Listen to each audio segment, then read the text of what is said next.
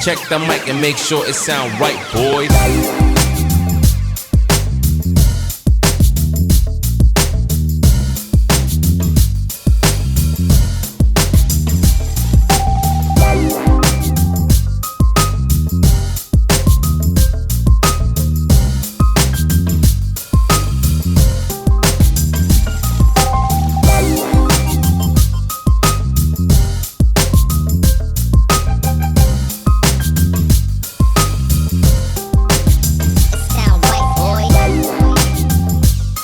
First off, I want to thank Iron Supply for hooking us up.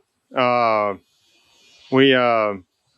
saw the grand reveal back in July when Polaris released it on their website, and I knew that was a pretty sweet little machine. I had heard some rumors about it and kind of had an idea of what it was going to be. So we basically called Iron Supply to see if I could make a pre-order, and they said yeah. So went ahead, put the pre-order in. We continued racing the RZR200 204. I'm sorry. We continued racing the RZR204 mod car. And we had some limited success, but the problem is with racing these little guys is cheaters, basically. Well, let me take that back. Not so much in the mod class, which is where we were. That's pretty much unlimited. And what we didn't realize was there were a lot of people with a lot more budget than us, and we were basically racing a $10,000 or $12,000 car against $50,000 car one cars, and they're ridiculous and they're amazing and they're fast, but we just couldn't compete with them, and it wasn't any fun watching the boys just ride around by themselves essentially. So the wheels had already started turning about buying a stock car or returning our 170 back to stock and putting a stock 170 back in it. But the problem with that was that the 170 is a carbureted car. It's an older car. It's a 2009, and it's just not going to be competitive in any way. So when we saw that car come available, I went ahead and put that pre-order in, and yeah, so they called me actually about a month ago, and we're just crazy busy with work and everything else going on, trying to start planning for King of the Hammers. Of course, we're not racing this year, but we're, still going out there. We're going to be co-driving. I am going to be co-driving in 2 races, the Desert Challenge and the UTV King of the Hammers, the Hammers race or whatever they're calling it nowadays. So anyway, so Iron Supply called, said my RZR200 had come in, and I just was too busy to get out there. So they actually, luckily, held on to it for me for close to a month and talked to the wife, and we decided to go ahead and buy this thing. So I'll just give you some initial thoughts. I'm also hoping to get the kids' reaction. It'll just be the 2 of them, Lorelei and Landon. Lorelai's pretty much out of racing nowadays. She's more into the equestrian, the hunter jumper type of thing. Landon and Logan, and Landon's 7, and then we have Logan, who's 9. He's going to be 10 in July. Those 2 were racing the 204, so they'll be the 2 sharing this car. So initial thoughts, I mean, you can see it's got that Pro XP front end with those pretty sweet headlights. I'm afraid to see what those guys are going to cost to replace if we wreck it. It's also got the double A on, kind of rinkety looking shocks, if I'm being honest. But again, that's coming from a racer, and we've got Walker Evans on our current car. And I'm actually going to talk to King while I'm out at Hammers and see what they'll do for us on the RZR200 shocks. I'm really curious to find out if the shock lengths are the same between the RZR200 and our old car, the 204. So anyway, we'll see what that is. Interior wise, kind of the same. The dash is a lot different. Obviously, it's got this kind of mini ride command deal. It also came with the 2 helmets. Just looking at that one, I'm 99% sure Lorelai's head is not going to fit in that helmet. But I think both of the boys, they'll probably fit. We're not going to wear them anyway because we wear actual racing helmets. But still cool. I'll put them up in the storage and put them in the boxes. And I don't know. Doors. Again, pretty cool. I'm not sure if we'll... In the beginning, we're going to race it in stock class, so we're going to keep it, keep the doors on it, but eventually, if we continue racing this and get a little bit more serious about it, we'll probably put actual doors on it, some full, non-removable doors, basically. The cage, I'm pretty impressed with. It's definitely thicker than the original cage was. I like these gussets that it's got.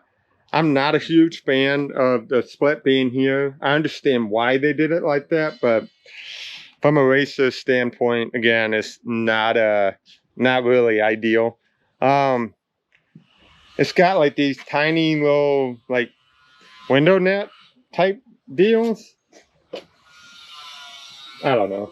Seatbelts, again, being racing, we're going to immediately take out the seatbelts pretty much, and we'll put some actual harnesses in. In the back is really where I'm excited. So you can see here it's got the this new motor basically, or not necessarily new, but we think that it's based on the Hammerhead 150 or the Ace 150. But basically, we love that the belt is here instead of, usually the belt on the 170s is way up there and you've got to take the full interior basically out. It's not a giant hassle, but it is kind of a pain. So you've got CV axles on it, and then you can see how it's got the chain there with the rear brake. And how it all kind of supports. You can see it's got bearing there, and it's got another bearing on the other side, with the spindles. Very similar to how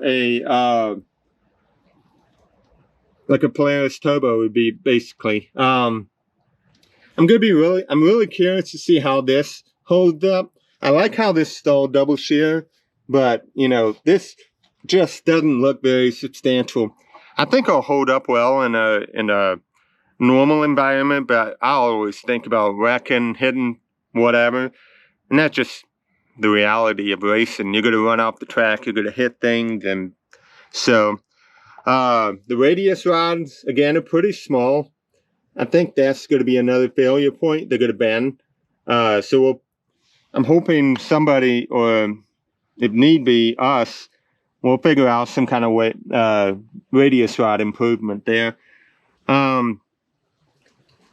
And then with these mounts, so by the way, shout out to Joel with Dumford Racing.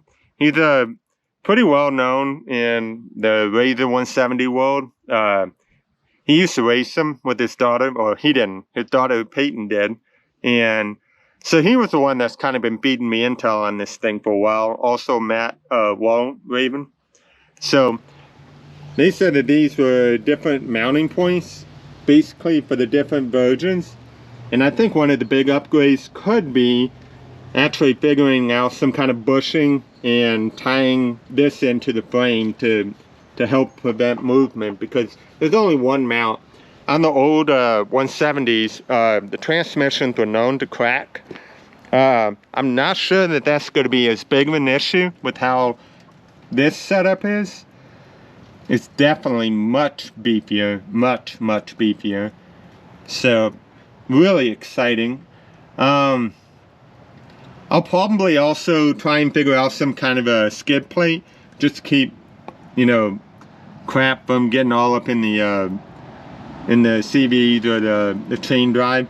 This is the big one for me, having an oil filter and an oil cooler from the factory. That's pretty awesome. Definitely a big upgrade there.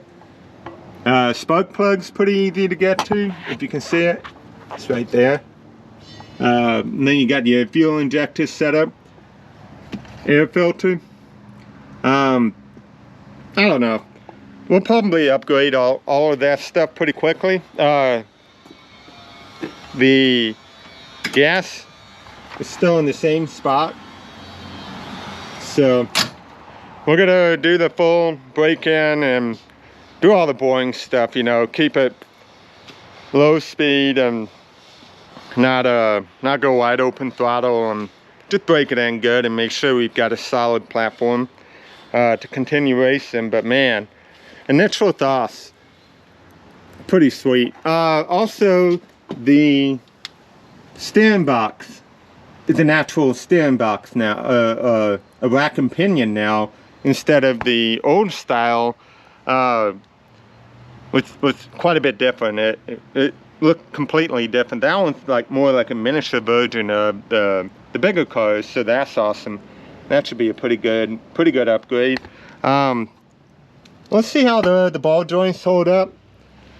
One of my big complaints initially about this thing, to be honest, is I've heard the lug nut or the wheel pattern, the lug pattern is different from front to back, which would be a pretty big bummer if that's true. Because, you know, racing, it's a lot harder when you gotta carry both the front and the rear spare, so I don't know about that. Hopefully somebody, or who, maybe us, will come out with some kind of a spacer or some kind of solution. It's quite a bit narrower than the other car, but the other car had a Lone Star long travel kit on it, and the wheels were also offset quite a bit more, so it was at least, you know, 3 or 4 inches wider. So we'll do the same with this car as well. But initially, man, pretty darn sweet.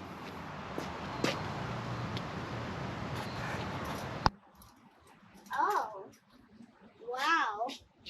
It's the new razor thingy. For you. For both Landon and Logan, it's going to replace the old race car, the 204. Yeah, that one over there.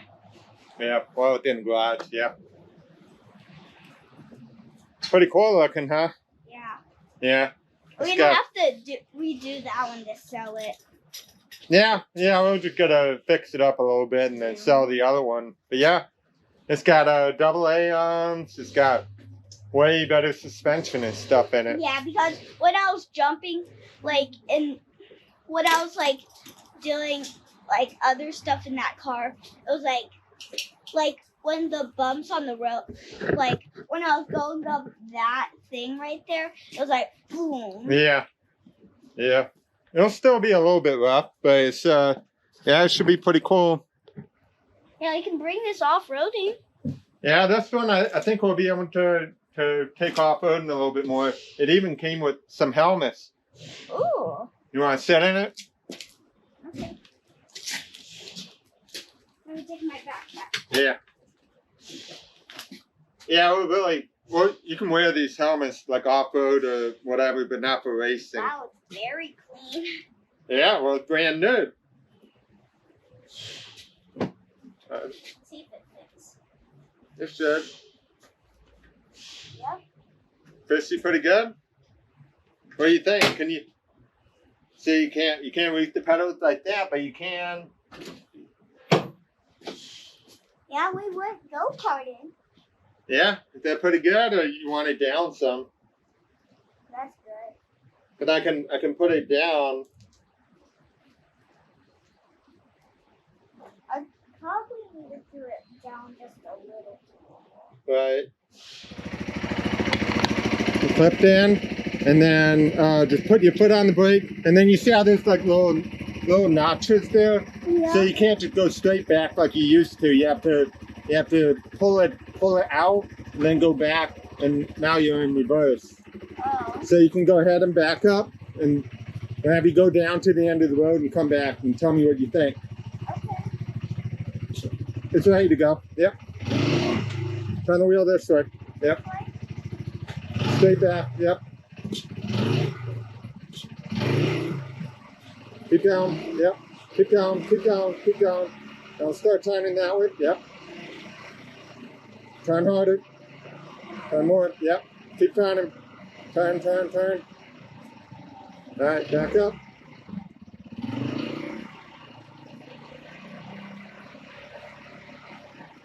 All right, that should be good. And then put your foot on the brake. And then, yep. There you go. All the way forward. There you go. All right. And just turn the wheel and go out.